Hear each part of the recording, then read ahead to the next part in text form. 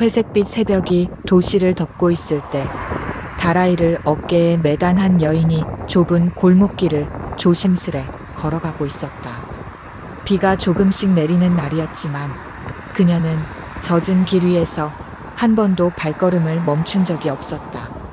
세월의 무게와 하루하루의 고단함이 그녀의 어깨를 짓눌렀지만 그것조차 그녀에게는 당연한 일이었다. 할머니의 이름은 명순이었다. 나이 80, 그러나 그 나이에 맞지 않게 굽은 허리와 굳은 손은 하루 3끼 밥을 먹이는 것조차 힘들게 만들었다. 그러나 그녀는 포기하지 않았다. 다라이는 매번 무겁게 느껴졌고 시장까지 가는 길은 언제나 험난했지만 아이들의 배를 채우기 위해서라면 무슨 일이든 감수할 수 있었다. 길은 항상 미끄러웠다. 특히 비가 오는 날이면 그녀의 발걸음 하나하나가 위험과 맞닿았다.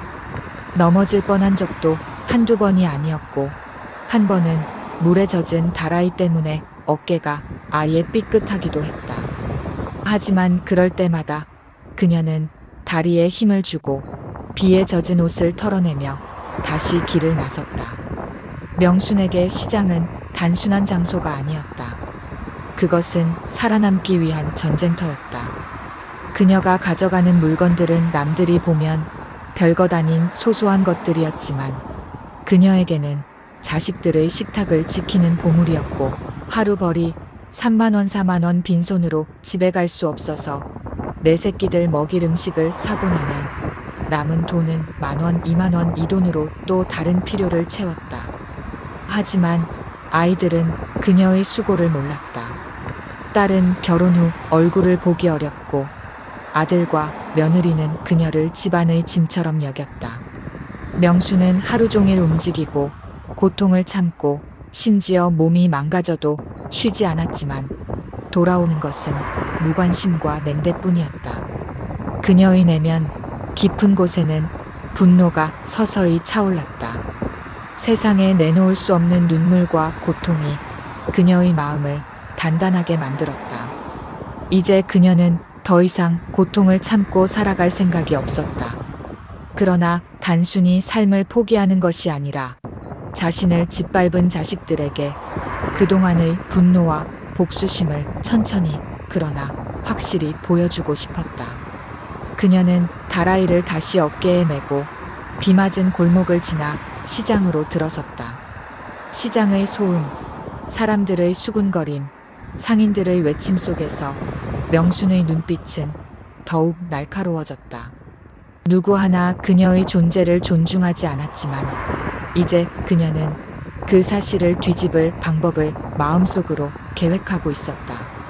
시장에 들어서자마자 명수는 늘 그렇듯 가장 구석진 자리로 향했다. 사람들은 그곳을 새벽 자리라고 불렀다.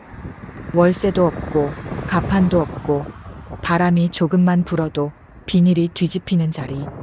그러나 명순에게는 그 자리조차 감사한 공간이었다. 비닐 위에 다라이를 내려놓자 손이 떨렸다. 차갑게 젖은 손바닥에 굳은 살이 하나둘 더해지는 느낌이 들었다. 하지만 그녀는 이를 꽉 깨물고 허리를 펴며 주변을 둘러보았다. 아이고 명순 씨, 또 비 맞았네. 옆자리에서 30년을 함께 장사해온 미자가 말했다. 미자는 항상 걱정 가득한 눈으로 명순을 바라보곤 했다. 뭐 이젠 비가 맞아도 속이 얼음장 같으니 춥지도 않아. 명순이 웃으며 대꾸했지만 그 웃음에는 힘이 없었다. 애들은 아직도 그렇게 해? 미자의 조심스러운 질문. 명순은 대답 대신 다라이 안의 물건을 정리했다. 말할수록 아픈 이야기였고 말하면 할수록 현실의 고통이 더 깊어지는 법이었다. 아들과 며느리는 여전히 그녀를 투명인간 취급하고 있었다. 명순이 방에서 나와 밥을 하거나 청소를 해도 누군가는 있었어요? 라는 표정으로 지나쳤다. 말을 걸면 들은 척도 안 했다. 텔레비전 소리만 크게 울려 퍼지는 거실에서 그녀의 존재는 늘 화면 뒤의 소음처럼 취급되었다. 명수는 그 모습을 떠올리며 이를 악물었다. 그래, 내가 아직 숨 쉬는 이유는 그 애들 때문이지. 하지만 이제는 나를 무시한 대가를 받게 해야지. 이 생각을 하면 할수록 그녀의 몸속 어딘가에서 묵직한 힘이 다시 살아나는 것 같았다. 해가 조금씩 떠오르자 시장은 본격적으로 살아 움직였다. 사람들이 몰려들기 시작했고 명수는 정신없이 손을 놀렸다. 반찬거리를 찾는 사람들, 아이들 간식을 사는 엄마들, 그리고 새벽 시장에만 나타나는 노인들까지. 이거 10,000원어치만 줘요. 아줌마, 더 싼 건 없어? 비 와서 그런지 오늘 물건 상태 좋네. 셋넷씩 몰려드는 손님들 덕에 명순의 다라이는 꾸준히 비어갔다. 비 맞은 몸이 무거웠지만 물건이 팔릴 때마다 그녀는 오래전 잊어버린 살아있음 같은 감각을 느꼈다. 하지만 마음 한구석에서는 계속 생각이 맴돌았다. 아들, 며느리, 그리고 멀어진 딸. 자식을 위해 평생을 바쳤지만 돌아온 건 무엇인가? 짐짝 취급, 무시, 모멸. 시장 사람들은 가끔 농담처럼 말했다. 명순 씨는 그래도 애들 잘 키웠다며.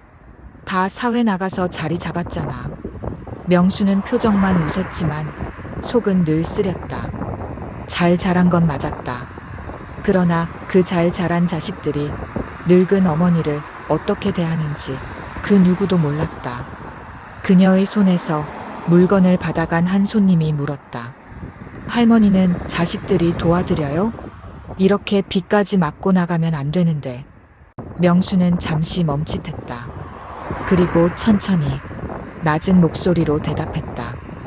도와주는 게 아니라 내가 짐이지요. 손님이 놀란 눈으로 바라봤지만 명수는 더 말하지 않았다. 말하는 순간 눈물이 나올까봐. 장사가 거의 끝날 무렵 명수는 그동안 숨겨두었던 작은 다이어리를 꺼냈다. 종이 모서리는 달아있었고 글씨는 삐뚤빼뚤했다. 거기엔 몇 년간의 기록이 있었다. 언젠가 쓰려고 모은 통장 잔고, 아들에게 빌려준 돈의 내역, 며느리가 내뱉은 상처되는 말, 딸이 보내온 마지막 안부 문자, 그리고 그 땅에 관한 모든 것. 그 땅. 그것은 명순의 마지막 자산이자 단 하나의 자존심이었다. 아들 부부는 그 땅의 존재를 알고 있었고 겉으로는 아무 말도 하지 않지만 속으로는 그 땅이 자신들의 미래 보장이라고 생각하고 있었다. 그 사실을 명수는 모를 리 없었다. 그래서 차갑게 결심했다. 그 땅 절대 그냥은 안 넘겨주지. 나는 아직 끝나지 않았다. 그녀는 자식들에게 상처받은 만큼 천천히 확실히 복수할 계획을 세우기 시작했다. 아무도 눈치채지 못하는 가운데 그녀의 눈빛은 어느새 굳건하게 변해 있었다. 해가 완전히 떠오른 뒤 명수는 거의 텅 빈 다라이를 머리에 이고 천천히 버스 정류장으로 걸어갔다. 비는 그쳤지만 옷은 젖은 상태였고 몸의 한 군데도 편한 곳이 없었다. 버스 안에서 그녀는 창밖을 바라보았다. 젖은 도로를 달리는 차들, 출근길 사람들, 그리고 도시의 회색빛 풍경. 그 속에서 그녀는 자신이 너무 작고 너무 홀로 남겨진 존재라는 생각이 들었다. 집에 도착하자 아들 부부는 이미 거실에서 TV를 보고 있었다. 명순이 들어와도 고개조차 돌리지 않았다. 왔어요. 그녀가 조심스럽게 말했지만 대답은 돌아오지 않았다. 그저 텔레비전 소리만 더 크게 울릴 뿐. 그 순간 명순의 안에서 무언가가 툭 하고 부러졌다. 그것은 마지막 기대였다. 마지막 희망이었고 마지막 모성의 조각이었다. 그녀는 조용히 자신의 방으로 들어갔다. 문을 닫는 순간 그녀의 표정에서는 모든 온기가 사라져 있었다. 방 안은 어둡고 싸늘했다. 작은 창문으로 들어오는 빛조차 무거운 먼지를 뚫지 못하는 듯 희미했다. 명수는 젖은 옷을 갈아입지도 않은 채 방바닥에 가만히 앉아 있었다. 바람은 없는데도 그녀의 몸은 떨리고 있었다. 그 떨림은 피로 때문이 아니었다. 그녀는 알고 있었다. 오랫동안 마음속 깊은 곳에서 눌러왔던 무언가가 이제는 더 이상 내려앉을 곳이 없어 거친 숨처럼 올라오고 있다는 것을. 방문 밖에서는 아들과 며느리의 웃음소리가 들렸다. 예능 프로그램이 TV에서 흘러나왔고 그 속에서 사람들은 떠들고 웃고 난리를 피우고 있었다. 그러나 그 밝음은 명순의 세계와는 전혀 닿아 있지 않았다. 그녀는 그들에게 이미 존재하지 않았다. 하나의 그림자, 집안의 커다란 소음도 낮추지 못하는 불편하지만 없어지지 않는 무언가 정도로 여겨지고 있었다. 그녀는 스스로에게 물었다. 내가 이 집에서 어떤 사람이었나? 내가 저 아이들을 어떻게 키웠는데? 수많은 새벽, 수많은 비, 수많은 고통, 수많은 양보와 희생. 그리고 그 모든 것 위에서 지금 그녀가 얻은 것은 유령 취급이었다. 그 생각이 목을 조이고 가슴을 짓누르고 눈꺼풀 뒤를 뜨겁게 만들었다. 그러나 눈물은 흐르지 않았다. 눈물은 이미 오래전에 말라버렸기 때문이다. 고통이 너무 길어지면 사람은 울 힘도 잃는다. 대신 마음속에서는 천천히, 아주 천천히 또 다른 감정이 자라고 있었다. 분노, 그리고 복수, 무너져가던 자신을 다시 일으켜 세우는 마지막 생명력. 저녁 무렵 명수는 물을 마시려고 부엌으로 나왔다. 몸이 식은 탓인지 관절이 욱신거렸고 걸을 때마다 허리가 찢어지는 듯했다. 부엌에는 며느리가 서 있었다. 싱크대를 정리하던 며느리는 명순의 발소리를 듣고도 돌아보지 않았다. 명수는 작은 목소리로 말했다.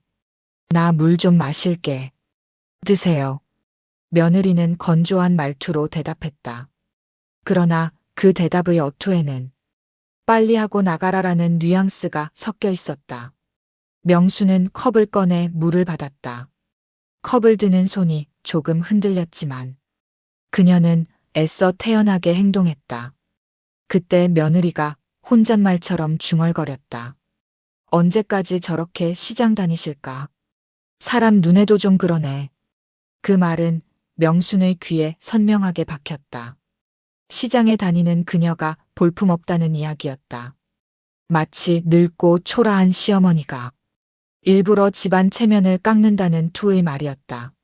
명수는 잠시 멈춰서서 컵을 쥔 손에 힘을 주었다. 그러나 아무 말도 하지 않았다. 대답을 해봤자 돌아오는 건 비웃음뿐일 것을 그녀는 이미 잘 알고 있었다. 대신 마음속 깊은 곳에서 또 하나의 차가운 돌이 내려앉았다.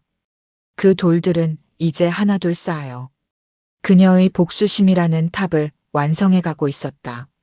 며칠 전 아들이 집에 없을 때 며느리와 누군가 통화하는 소리가 들렸다. 명수는 그날도 자신의 방에서 기척을 죽이고 있었다. 아휴, 시어머니 아직 그 땅 안 넘겨주잖아.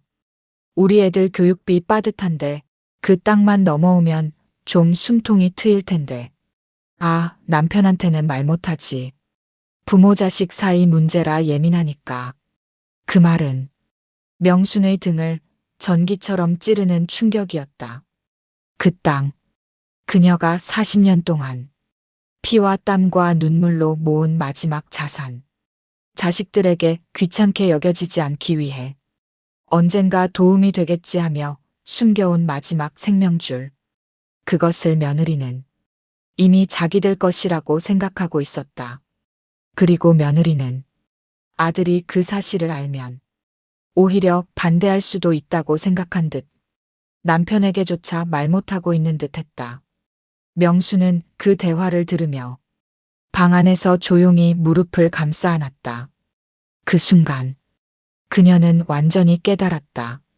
자식과 며느리에게 자신은 사람이 아니라 재산을 쥐고 있는 존재일 뿐이라는 것을. 그 깨달음은 비수처럼 날카로웠고 그녀의 마음을 2번, 3번 깊게 찔렀다. 하지만 동시에 그 통증은 그녀를 더 강하게 만들었다. 그래. 내가 가진 마지막 게 그 땅이지. 그게 너희들이 나를 억지로 붙잡아두는 이유고. 명수는 아주 천천히 숨을 들이켰다. 그리고 속으로 중얼거렸다. 그렇다면 이제 내가 어떻게 할지 지켜보렴. 밤이 깊어갈수록 명순의 머릿속에는 과거가 하나둘 떠올랐다. 아무도 기억하지 않는 장면들이 영화처럼 되살아났다. 아이들이 어릴 때 새벽마다 밥을 만들어 놓고 새벽 시장으로 나가던 날들.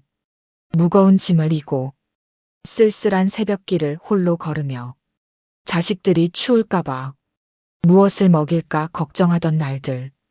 비 오는 날에는 머리에서 팔까지 전부 젖은 채 손님들이 오기만을 기다리며 덜덜 떨던 순간들. 그리고 넘어져 이마를 찢고도 아들 학원비를 생각하며 병원 진료도 미룬 날. 그 모든 장면들이 빗방울처럼 떨어졌다. 그러나 이제 그 모든 희생은 당연했던 것이 되어버렸다. 아무도 기억하지 않고 아무도 고마워하지 않는 과거. 과거의 사랑은 현재의 모멸 앞에서 더 초라해지는 법이었다. 자정이 가까워지자 명수는 천천히 일어났다. 무릎이 바스락거리는 소리가 들릴 정도로 뼈마디가 삐걱거렸다. 그녀는 방 한쪽에 숨겨둔 작은 상자를 꺼냈다. 그 안에는 각종 서류들이 가지런히 들어있었다. 땅 문서 사본, 통장, 도장을 넣어둔 천주머니. 그리고 그녀가 단 한 번도 자식들에게 보여주지 않은 오래된 계약서 한 장. 명수는 그것을 손가락으로 천천히 쓰다듬었다. 이 종이 한 장의 의미를 아들 부부는 모른다. 그러나 이것 하나로 그들의 모든 기대가 뒤집힐 수 있었다. 명수는 그 종이를 바라보며 조용히 미소를 지었다. 그 미소는 슬픔도 체념도 수능도 아니었다. 그녀는 속삭이듯 말했다. 그래. 이제는 내가 할 차례다. 그리고 그 순간 명수는 스스로도 놀랄 만큼 단단한 사람이 되어 있었다. 밤 공기는 차갑게 식어가고 있었다. 창밖에서는 바람 소리가 낮게 깔려 있었고 그 바람은 마치 오래된 비밀을 휘젓는 것처럼 집 주변을 조용히 맴돌았다. 명수는 상자 속 서류를 모두 꺼내 한 장 한 장 천천히 펼쳐보았다. 종이들은 세월의 흔적을 그대로 품고 있었고 빛바랜 글자들은 그녀가 지나온 삶의 기록처럼 보였다.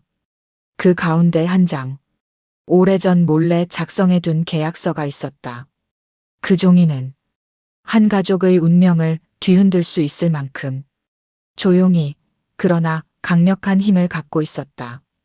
그 서류를 바라보는 명순의 얼굴에는 더 이상 무시당하는 노인의 그림자가 없었다.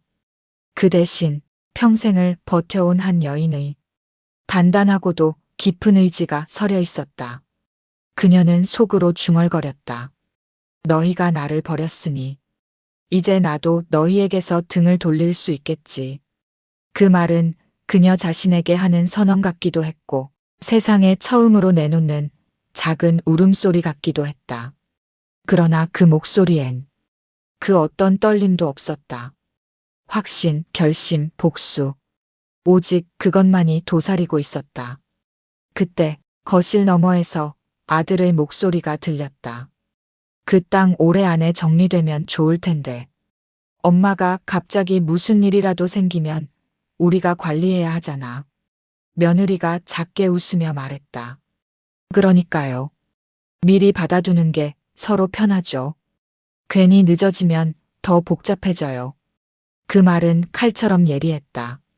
자식의 입에서 엄마라는 단어가 나오는데 그 속에 단 1%의 애정도 느껴지지 않는다는 사실이 명순의 심장을 조여왔다. 그녀는 문틈으로 그들을 바라보았다. 아들은 자신과 닮은 얼굴을 하고 있었다. 하지만 그 얼굴에서 어머니를 향한 마음이라는 것은 전혀 찾아볼 수 없었다. 그들이 나누는 대화는 돈 이야기, 땅 이야기, 자기들 사정뿐이었다. 그 어떤 순간에도 엄마가 힘들진 않을까? 엄마가 외롭진 않을까? 라는 말은 단 한 번도 나오지 않았다. 그 사실이 명순의 심장을 비참하게 하지 않았다. 이제는 오히려 부드러운 결심을 더 단단하게 만들 뿐이었다. 다시 방으로 돌아온 명순은 바닥에 앉아 창문을 바라보았다. 젖은 흙냄새, 바람에 섞여 들어오는 차가운 공기, 멀리서 들리는 게 짖는 소리. 모든 것이 변화를 예고하는 듯했다. 노인의 눈빛은 잔잔했지만 그 잔잔함 속에는 폭풍처럼 거대한 힘이 도사리고 있었다. 이제 내가 나를 지킬 거다. 명수는 마음속으로 또렷이 말했다. 그녀는 자식들에게 그 어떤 감정도 기대하지 않기로 했다. 그 기대가 그녀를 무너뜨렸기 때문이다. 대신 그동안 받은 상처를 그대로 지워버리거나 삼키지 않기로 했다. 그 상처를 정면으로 바라보고 그 상처에 맞는 방식으로 책임을 돌려줄 것을 결심했다. 밤이 깊고 집안이 고요해진 뒤 명수는 베개를 베지 않은 채 초등학생처럼 웅크리고 누웠다. 하지만 그 어떤 불안도 두려움도 없었다. 그녀의 마음은 오히려 차분했다. 하루 종일 시장에서 느끼던 고단함과는 완전히 다른 종류의 감정이 몸에 내려앉아 있었다. 마치 여태껏 눌려있던 삶이 이제야 비로소 자신을 중심으로 돌아가기 시작한 것 같은 느낌. 그녀는 천천히 숨을 들이켰다. 그리고 다시 내쉬었다. 이 집에서 들리는 모든 소리, 아들이 뒤척이는 소리, 냉장고 돌아가는 소리, 비 내리다 말다 하는 소리, 모두가 그녀에게 한 가지를 말하고 있었다. 너는 더 이상 짐이 아니다. 너는 이 집의 판을 뒤집을 사람이다.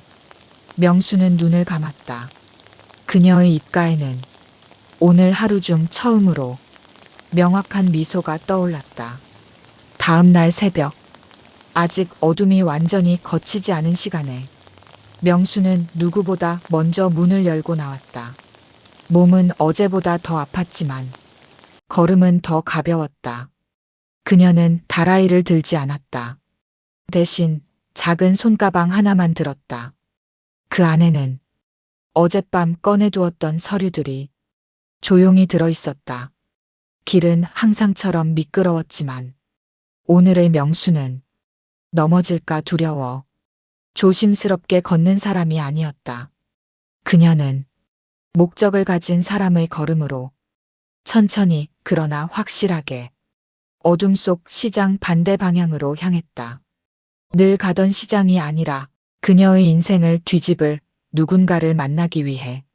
그리고 이 새벽길이 그녀의 복수의 시작이라는 것을 명수는 본능적으로 알고 있었다. 새벽 공기가 싸늘했다. 명순이 집 밖으로 걸음을 내딛는 순간 공기 속에는 아직 밤의 그림자가 남아 있었다.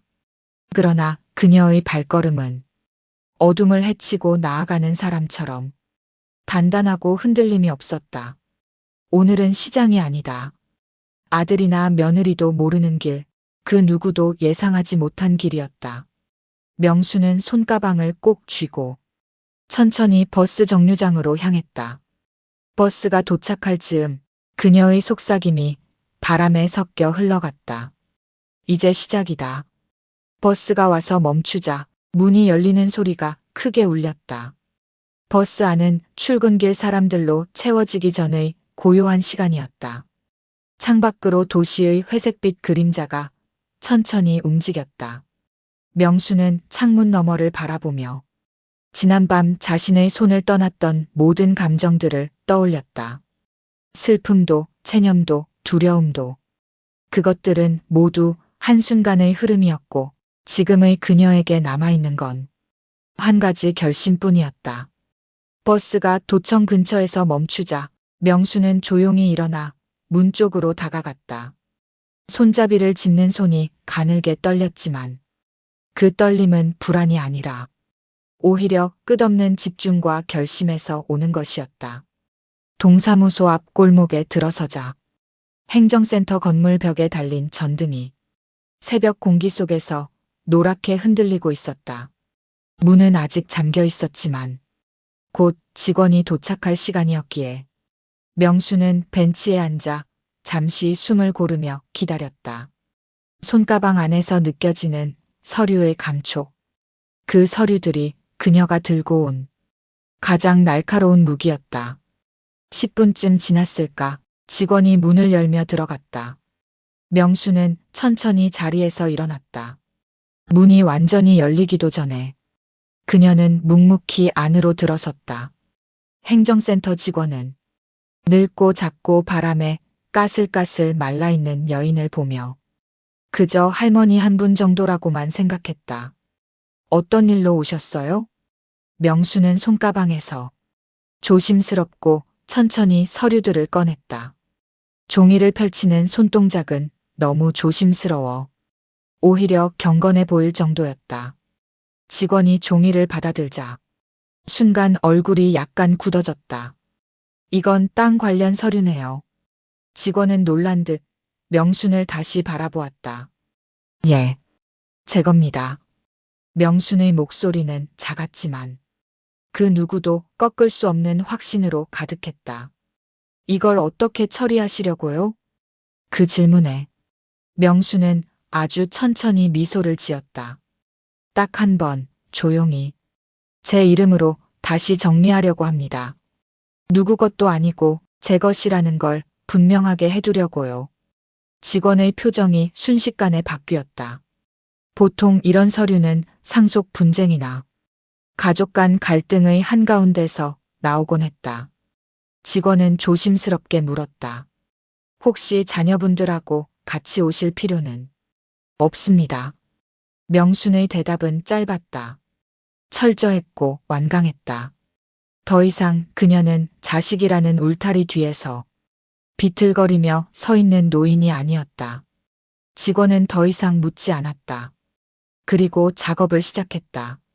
명수는 서류 도장 나릴란 위에 꼬부라진 손가락을 얹고 천천히 도장을 찍었다.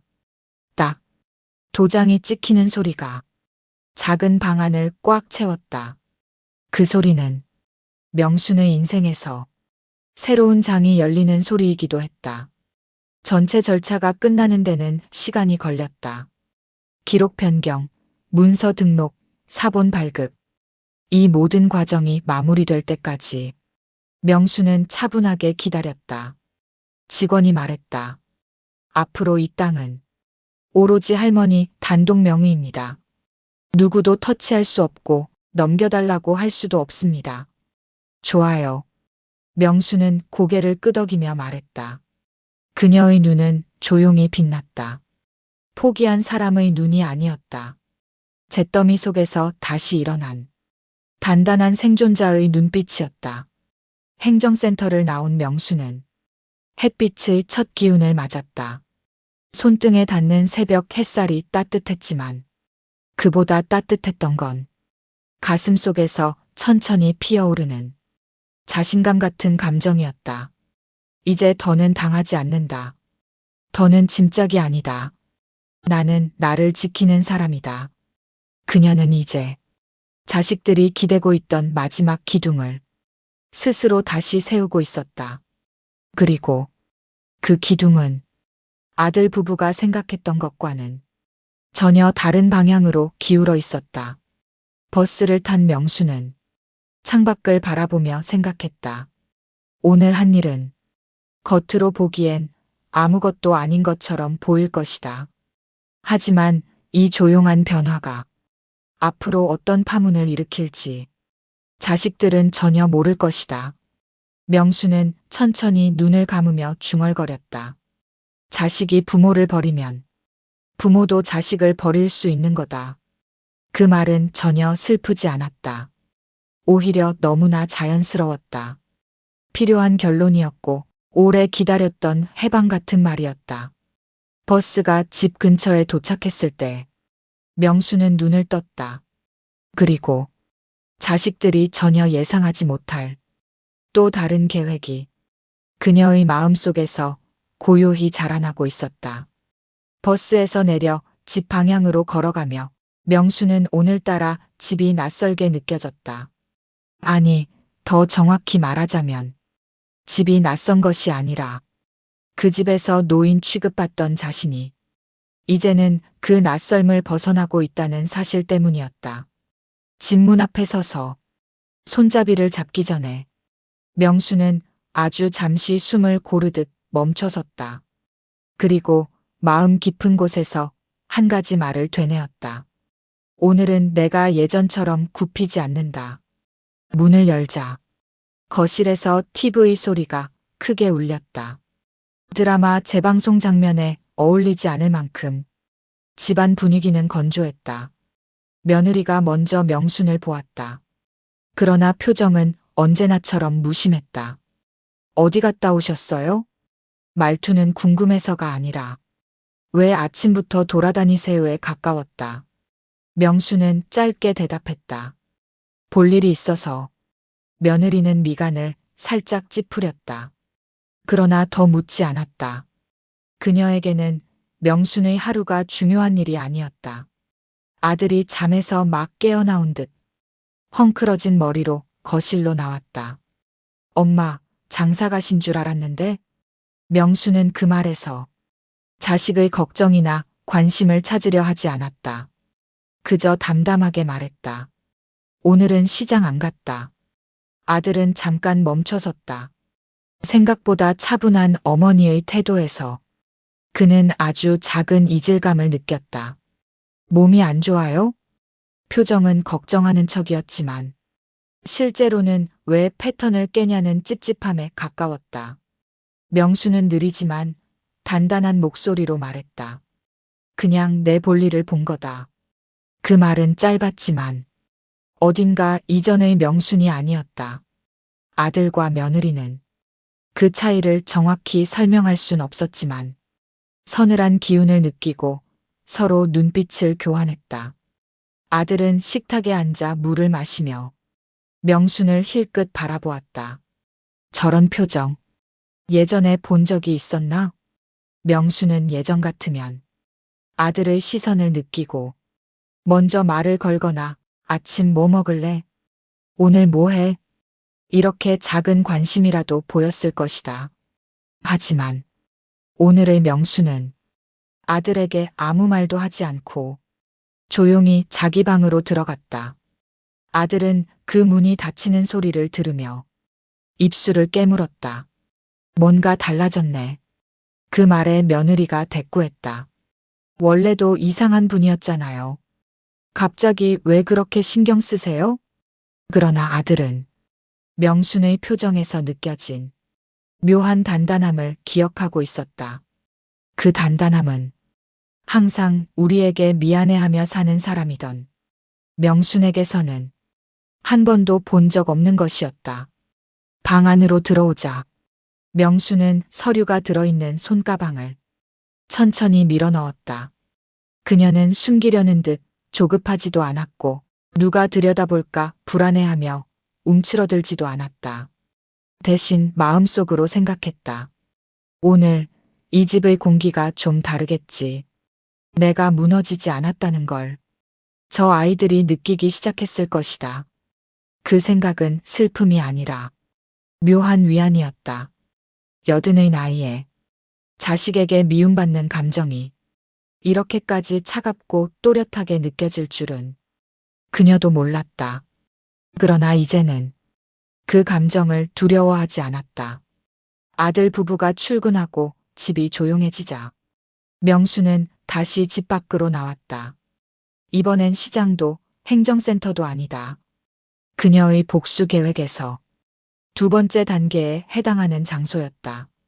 길을 걷고 두 번의 버스를 갈아타고 마을 뒷산 아래 자리한 작은 건물 앞에 섰다. 문 위에는 법률사무소라는 간판이 걸려 있었다. 문을 열자 사무실의 따뜻한 공기와 커피 냄새가 퍼졌다. 어서 오세요. 어떤 일로 오셨나요? 직원이 다가와 웃으며 물었다. 명수는 고개를 들어 말했다. 가족 관련 상담을 하러 왔습니다. 내 땅과 앞으로 내 재산을 어떻게 할지 정리하고 싶어서.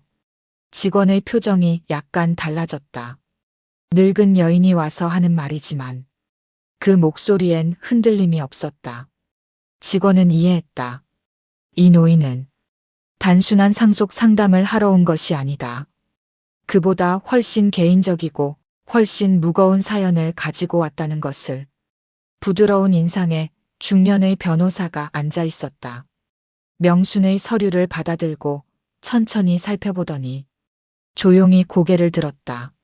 많이 힘드셨군요. 그 말은 사람의 아픔을 보는 눈을 가진 사람만이 할 수 있는 말이었다. 명수는 고개를 숙였다. 그러나 눈물을 보이지는 않았다. 이제는 나를 지키고 싶습니다. 그래서 오셨군요. 변호사는 고개를 끄덕였다. 자녀분들에게는 물려주고 싶지 않으신 겁니까? 명수는 한참을 쉬고 난 뒤 마침내 대답했다. 그 아이들이 나를 버렸습니다. 그 말 한마디로 설명이 모두 끝났다. 변호사는 서류를 정리하며 말했다. 원하신다면 유언장의 형태로 재산 배분을 정하실 수 있습니다. 자녀분들을 제외하고도 기부하거나 특정 기관 또는 특별한 지인에게 남기실 수도 있고요. 명수는 잠시 눈을 감았다. 그리고 아주 천천히 고개를 끄덕였다. 네. 저를 사람이 아니라고 여긴 사람들에게 아무것도 남기지 않을 겁니다. 그 말은 오히려 겨울 햇살처럼 차가운 아름다움이 있었다. 저를 사람으로 대했던 사람에게 그에게 나머지를 남기고 싶습니다. 변호사는 물었다. 특정한 수혜자가 있으십니까? 명수는 그 순간 한 사람의 얼굴을 떠올렸다. 시장 구석자리에서 늘 그녀의 물건을 사주고 비 오는 날 그녀의 등을 두드려주던 옆자리 상인 미자. 친구라고 부르기엔 조용한 사람, 하지만 평생을 함께한 사람보다 더 많은 마음을 준 사람. 네. 제가 믿을 수 있는 사람이 있습니다. 변호사는 고개를 끄덕이며 말했다. 그렇다면 유언장을 작성하고 공증 절차를 밟으면 됩니다. 명수는 펜을 들었다. 손이 떨렸지만 그 떨림은 위축이 아니었다. 그것은 삶을 다시 쥐는 감각이었다. 그날 저녁 명순이 조용히 집에 들어오자 아들과 며느리는 또다시 이상함을 느꼈다. 며느리가 먼저 말했다. 어머니 요즘 왜 이렇게 바쁘세요? 시장도 안 가시고. 명수는 그들의 얼굴을 차분히 바라보았다. 내일이 있어서. 그 말 한마디가 둘에게는 칼날처럼 불안하게 느껴졌다. 아들의 눈에는 설명할 수 없는 두려움이 잠깐 스쳤다. 왜인지 모르겠지만 어머니가 손에서 무언가를 놓지 않고 있다는 강한 느낌이 들었다. 명수는 그 표정을 보며 조용히 마음속으로 말했다. 그래. 이제 시작이야. 내가 어떤 선택을 했는지 너희는 아직 아무것도 모른다. 저녁이 깊어질 무렵 명수는 부엌에서 조용히 물을 데우고 있었다. 그녀의 동작은 느리고 고요했지만 그 고요함 속에 깔려있는 무게는 아들 부부가 도저히 설명할 수 없는 분위기를 만들고 있었다. 며느리가 조심스레 물었다. 어머니 오늘 어디 다녀오셨어요? 명수는 커다란 찻잔에 뜨거운 물을 붓고 녹차 티백을 2번 흔들며 말했다. 내일 보러 갔다 왔다. 그 말은 그저 사실을 말한 것뿐이었다. 그러나 며느리는 왠지 모르게 소름이 돋았다. 내일? 어머니가 그런 말을 하셨던 적이 있었나? 아들 또한 그 말을 듣는 순간 목 안쪽이 마르게 말라붙는 느낌을 받았다. 늘 아이들 챙겨야지. 집안일 해야지. 니들 밥 먹여야지. 이런 말밖에 하지 않던 어머니였다. 하지만 지금의 어머니는 자신의 삶을 말하고 있었다. 자신의 일, 자신의 계획, 자신의 선택. 이것은 그들에게 익숙한 노인의 모습이 아니었다. 아들은 대답을 찾지 못하고 명순의 등을 바라보았다. 그 등은 작았지만 그 안에 담긴 기운은 작지 않았다. 아들은 조심스레 물었다. 엄마 혹시 무슨 문제 있어요? 왜 요즘 좀 다르신 것 같아서. 명수는 고개만 살짝 돌렸다. 문제라면 이제는 나를 위해 사는 게 문제일까? 그 말은 부드러웠지만 와중에 칼날처럼 단단했다. 아들은 순간 말을 잃었다. 그 말은 따지고 들어갈 틈이 없었다. 며느리는 말줄임표 같은 침묵 속에서 자신도 모르게 불안이 커지는 걸 느꼈다. 어머니가 뭔가 알고 있는 건가? 땅 때문에? 아니면 며느리는 그 뒤를 생각하지 못했지만 가슴 속에서 묵직한 돌덩이가 생겨나고 있었다.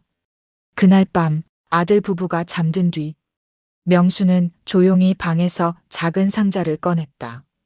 상자 속에는 오래전부터 모아둔 현금 봉투들과 쓴 적 없는 새 통장이 있었다. 그리고 그녀는 오늘 변호사 사무실에서 받은 유언장 임시 초안 사본을 조용히 펼쳤다. 자식들의 이름은 단 한 줄도 적혀 있지 않았다. 대신 수혜자 이름란에는 단 하나의 이름만 적혀 있었다. 박미자. 옆자리 상인, 날씨와 함께 울고 웃어준 친구, 인생의 마지막까지 그녀를 사람으로 대해준 유일한 사람. 명수는 그 종이를 손끝으로 쓰다듬었다. 그리고 천천히 그 누구도 알지 못하는 세 번째 결심을 세웠다. 나는 이제 나를 사랑해준 사람에게 남길 것이다.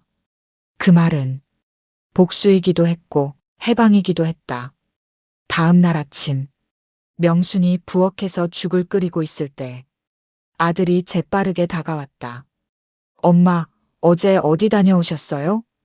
그 혹시 땅 문서 같은 거 관련해서? 목소리는 조심스럽지만 속내는 조심이 아니었다. 확인, 불안, 그리고 욕심. 명수는 손을 멈추고 아들의 얼굴을 천천히 바라보았다. 그 시선은 아들에겐 처음 겪는 시선이었다. 거기엔 서운함도 어리광도 기대도 없었다. 대신 평생 참고 억눌렀던 마음의 문을 이제는 굳게 닫은 사람의 눈빛이 있었다. 왜? 그 땅이 그렇게 중요하냐? 아들의 얼굴이 굳었다. 며느리는 입술을 깨물었다. 명수는 다시 한번 말했다. 내가 가진 게 그거밖에 없으니까. 그게 내 인생의 전부 같지? 아들은 당황한 기색을 감추지 못했다. 엄마, 왜 그걸 그렇게? 우린 그냥 너희가 날 어떻게 대했는지 내가 모를 줄 알았냐.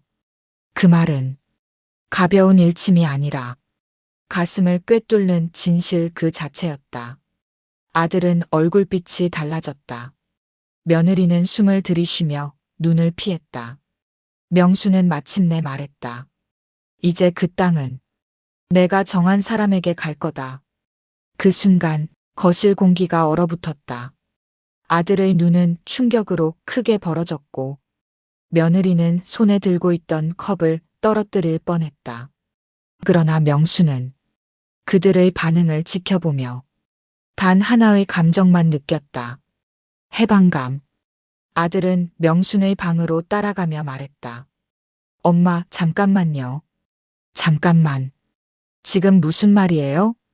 당신 그동안 뭐 하신 거예요? 그 말은 존중도 없었고 배려도 없었고 오직 재산을 잃을 두려움만 가득한 말이었다. 명수는 문 앞에 서서 비로소 미소를 지었다. 그 미소는 아들이 평생 한 번도 본 적 없는 것이었다. 이제부터 너희가 내 눈치를 볼 차례다. 그 말은 아들의 숨을 멎게 하는 선언이었다. 아들과 며느리는 그제야 깨달았다. 이제는 그들이 어머니를 잃을까 두려운 것이 아니라 어머니가 그들을 버릴까 두려워한다는 것을. 그리고 그 두려움은 하루가 아니라 앞으로의 모든 날을 흔들게 될 것이었다. 밤이 되어 집안이 조용해지자 명수는 혼자 창밖을 바라보았다. 바람이 불고 가지가 흔들리는 소리가 들렸지만 그 소리는 더 이상 외로움의 소리가 아니었다. 그녀는 속삭였다.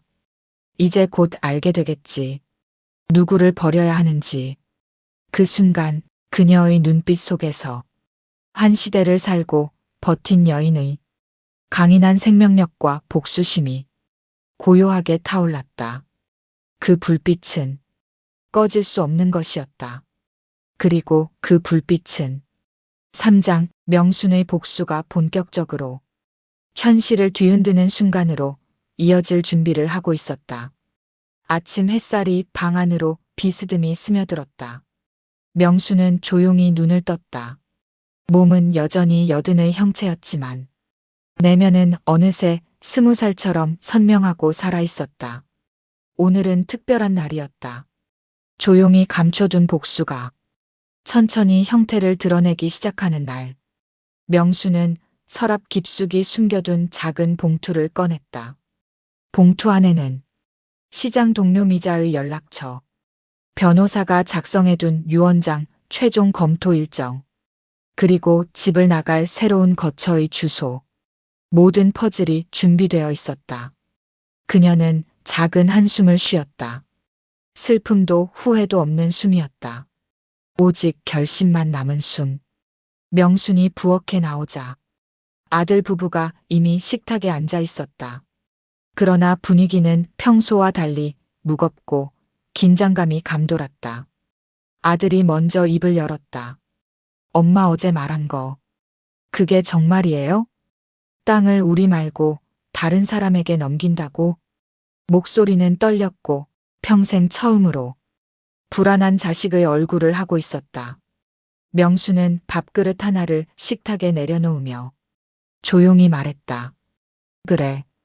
단 한 글자. 그 한 글자가 아들과 며느리의 가슴을 산산조각 냈다. 며느리가 급히 나섰다.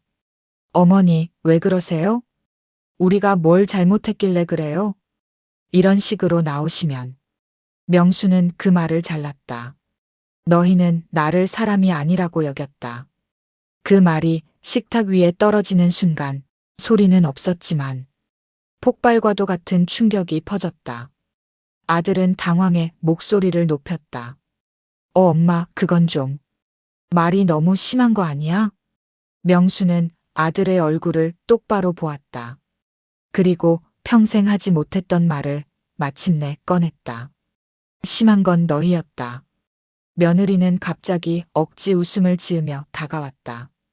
어머니, 오해해요. 저희가 언제 어머니를 무시했어요? 우리가 얼마나. 조용히 해라.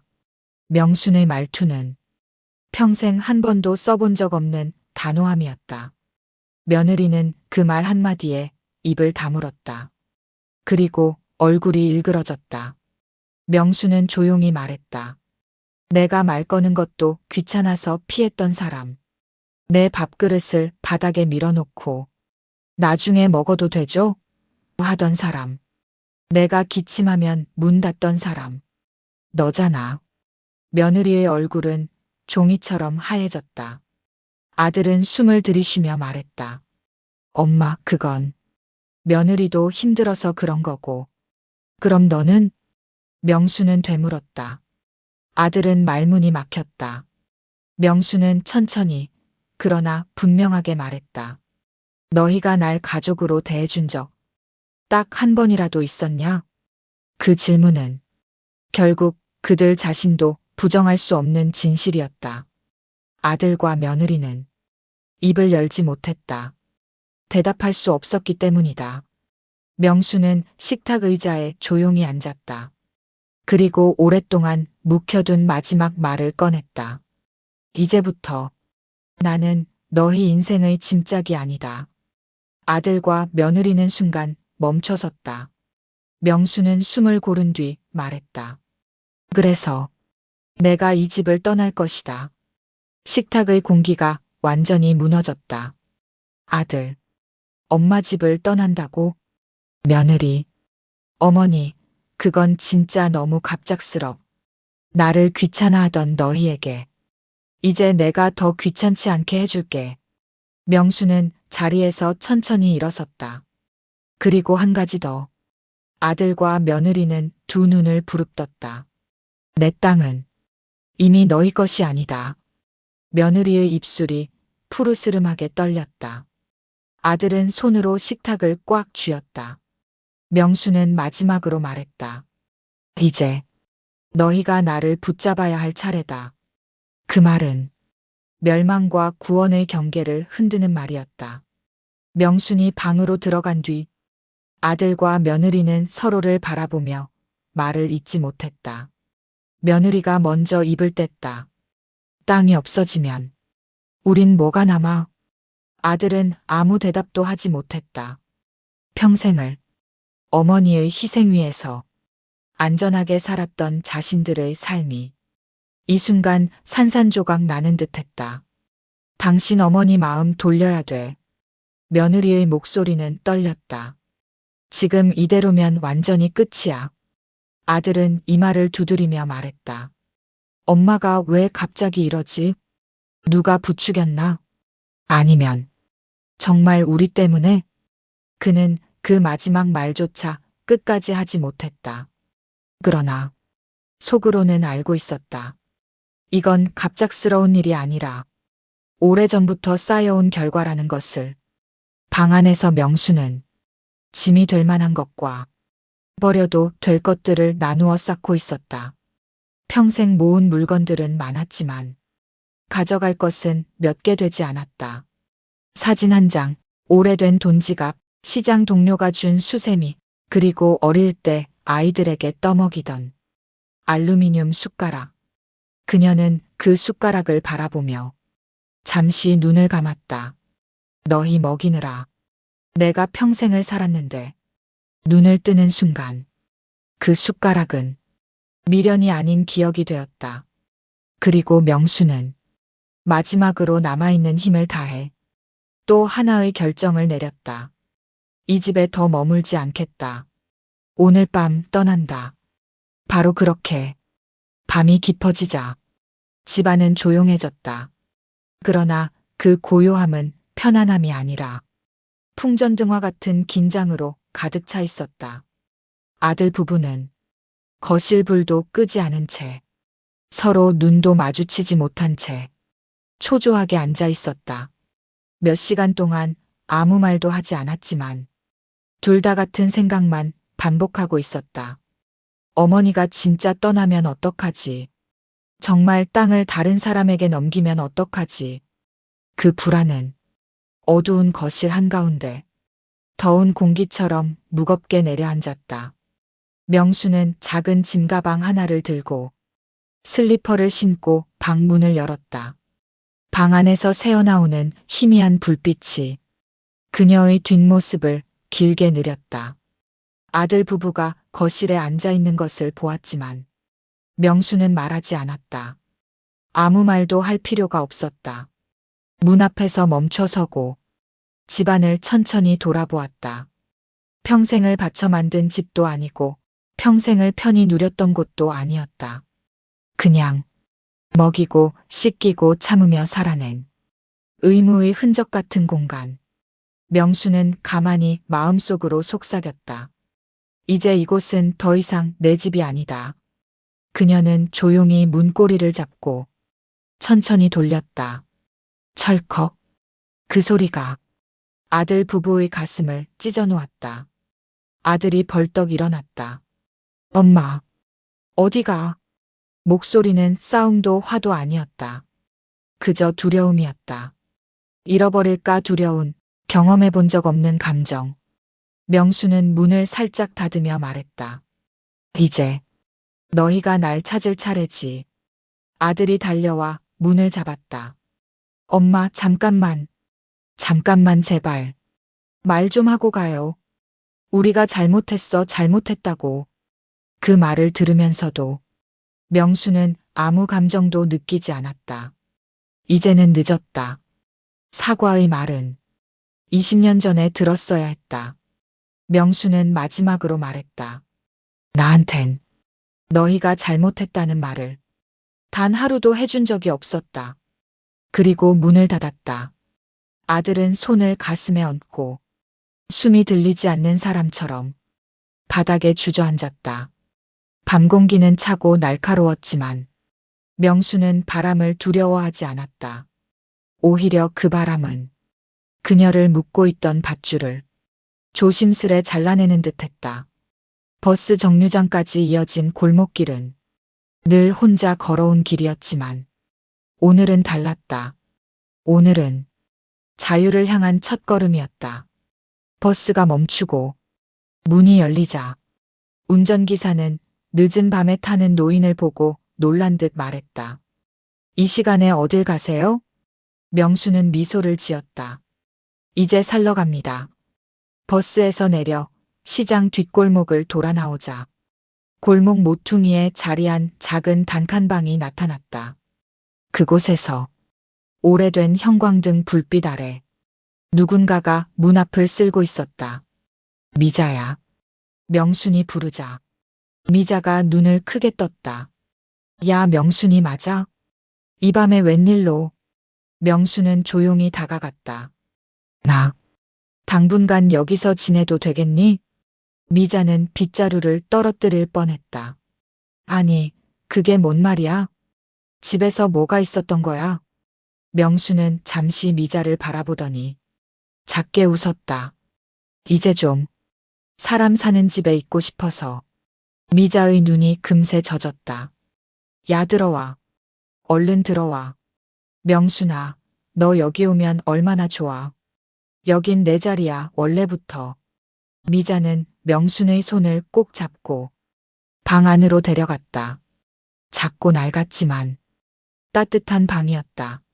명수는 문턱을 넘는 순간 마치 40년 묵은 침이 한순간에 떨어져 나가는 듯한 가벼움을 느꼈다.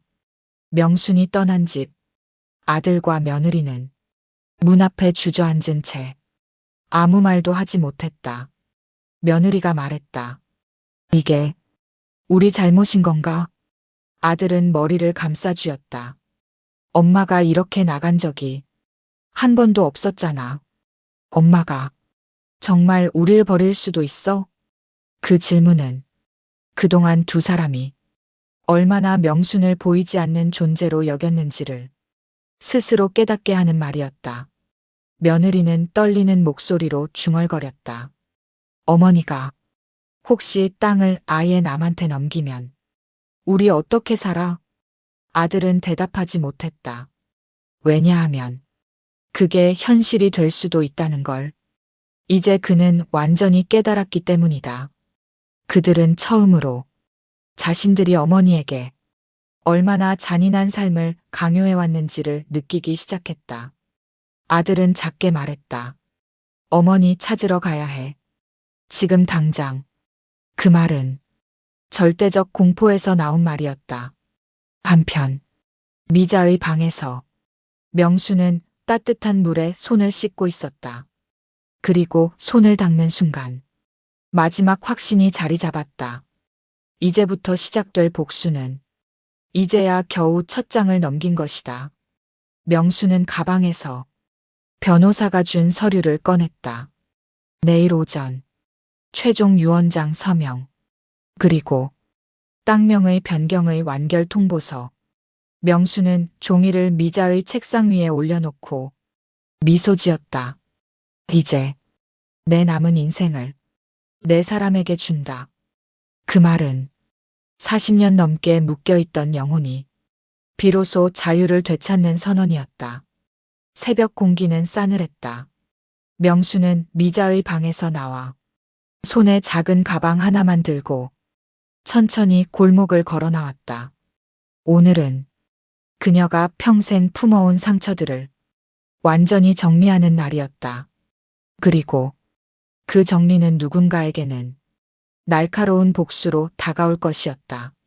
한편 명순이 떠난 집에서는 아들 부부가 허둥지둥 신발을 신으며 집 밖으로 뛰어나오고 있었다. 빨리, 어머니 시장 쪽으로 갔을 수도 있어. 며느리는 숨도 제대로 못 고르며 말했다. 남한테 딱 넘기면 우리 끝이야 끝이라고. 그들은 택시를 잡기 위해 길가로 뛰었고 택시 문이 열리자마자 자리에 몸을 던졌다. 사장님, 중앙시장. 빨리요. 제발 좀 빨리요. 아들은 차 안에서 손가락을 떨며 계속 중얼거렸다. 엄마 제발, 제발 우리를 버리지 마. 그 말 속에는 사랑이 아닌 두려움이 가득했다.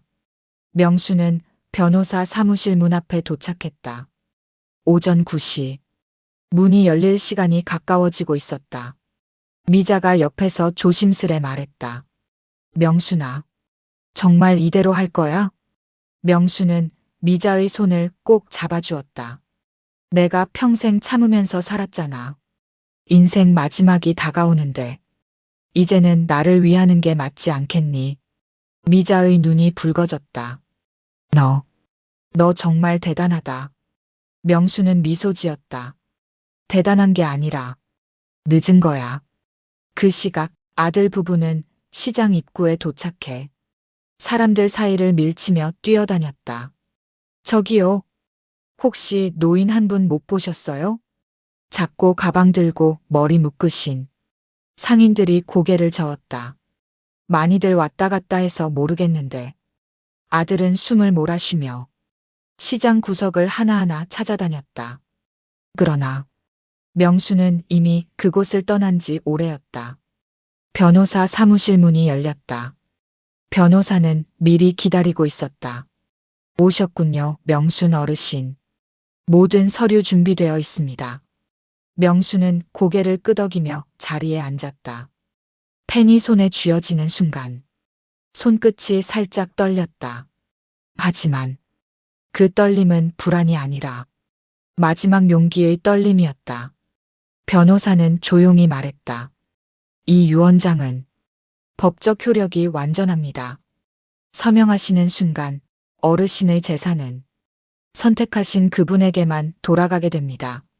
명수는 눈을 감았다. 그리고 생각했다. 평생을 바쳐도 돌아오지 않던 사랑, 그 사랑을 쏟아부었던 자식들. 하지만 그 사랑은 끝내 한 번도 돌아오지 않았다. 눈을 떴다. 그리고 펜을 종이에 가져갔다. 박미자. 명수는 사인을 천천히 그러나 확실하게 써내려갔다. 펜 끝이 종이를 스칠 때마다 마치 오래된 속박의 사슬이 하나씩 끊어져 나가는 듯했다. 마지막 획이 끝나자 변호사는 조용히 말했다. 서명 완료입니다. 명수는 깊게 숨을 내쉬었다. 그 숨은 평생 처음 느끼는 해방의 숨이었다. 건물 앞 골목에서 누군가 절박하게 달려오는 소리가 들렸다. 엄마, 엄마. 아들의 목소리였다. 미자가 창밖을 보며 말했다. 명수나 내 아들이다. 명수는 창문을 바라보지 않았다. 대신 조용히 말했다. 이제 돌아보고 싶지 않다. 계단에서 거친 발소리가 들렸다. 그리고 문이 거칠게 열렸다. 엄마, 엄마 제발 제발 그러지 마. 우리가 잘못했어. 정말 잘못했어. 아들은 무릎을 꿇었다. 진짜로 무릎을 꿇었다. 피부가 바닥에 부딪히는 소리가 사무실 안에 크게 울렸다. 그러나 그 무릎은 사랑이 아니라 두려움 때문에 꿇은 무릎이었다. 명수는 그것을 알고 있었다. 그래서 흔들리지 않았다. 변호사가 조심스럽게 말했다. 이미 서명은 끝났습니다. 법적으로 돌릴 수 없습니다. 아들의 표정이 완전히 무너졌다. 그 절망의 얼굴은 명순의 가슴에 슬픔을 만들지 않았다. 오히려 그제야 깨달았다. 나는 이제 저 아이들의 감정에 휘둘리지 않는구나. 아들은 손을 뻗으며 울부짖었다. 엄마, 우리를 왜 버려?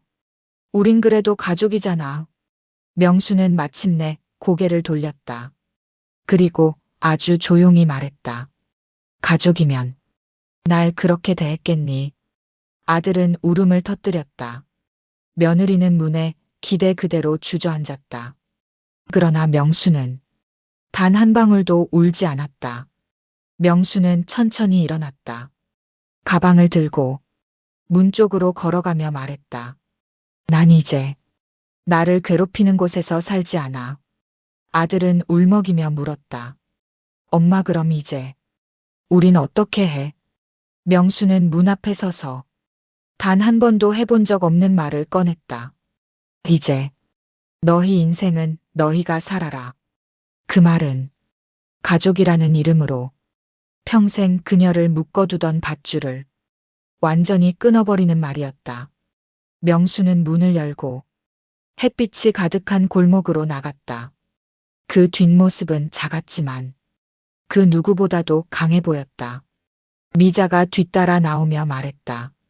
명순아 이제 어디로 갈래? 명수는 부드럽게 웃었다. 이제 살아야지. 그 말은 새로운 인생의 첫 장을 여는 선언이었다. 햇빛은 따뜻했고 골목엔 시장 사람들의 소리가 가득했다. 명수는 그 속으로 천천히 걸어 들어갔다. 그리고 그 순간 명순의 복수는 완전히 끝났다. 남을 다치게 하거나 고통을 주는 복수가 아니라 자신을 되찾는 것으로 모든 것을 뒤집는 복수. 그 복수는 아들 부부의 삶을 송두리째 흔들었고 명순의 남은 생을 평온한 자유로 가득 채웠다. 명수는 마침내 스스로의 인생을 자신 손으로 되찾았다. 명순이 집을 떠난 지 1년. 그 1년은 아들 부부에게 지금껏 살아온 40년보다 더 길고 고통스러운 시간이 되었다. 집안은 늘 침묵으로 가득했다. 예전엔 명순이 밥을 하고 청소를 하고 말없이 이 집을 움직이는 톱니처럼 존재했다. 그 톱니 하나가 빠져나가자 집은 완전히 멈춰버렸다. 냉장고엔 늘 비어있는 반찬통만 가득했고 거실엔 먼지가 내려앉았으며 가스레인지엔 타다 만 냄비가 그대로였다. 명순의 자리는 편리함의 자리였고 편안함의 자리였다. 없는 지금에서야 멀어져간 따뜻함이 얼마나 컸는지 명순을 향해 문 하나 열어준다면 얼마든지 사과하고 싶을 만큼 후회가 가득했다. 하지만 그 문은 이미 닫힌 지 오래였다. 아들은 종종 밤늦게 홀로 앉아 명순이 쓰던 방의 문을 바라봤다. 그 문은 닫혀 있었고 그 안에는 아무것도 없었다. 진짜 아무것도. 이불도 없고 시계도 없고 향수도 약도 없었다.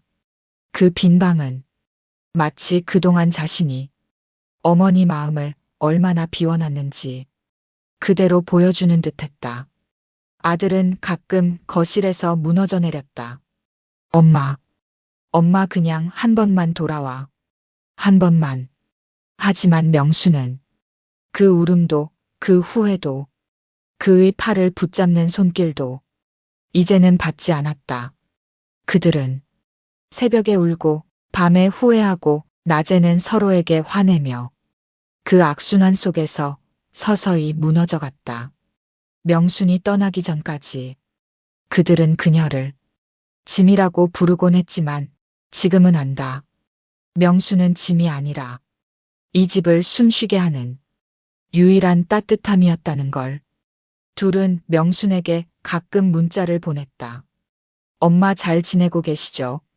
어머니, 죄송합니다. 보고 싶어요. 그러나 답은 오지 않았다. 명수는 그 문자를 읽지도 울지도 않았다. 아들 부부는 그녀가 선택한 침묵이 가장 무서운 복수임을 1년 동안 매일 뼈저리게 깨달았다. 그리고 그 복수는 지금도 계속되고 있었다. 오늘 영상 어떠셨나요? 다음엔 더 재밌고 감동적인 영상으로 다시 만나요. 좋아요와 구독은 영상 만드는데 큰 힘이 됩니다.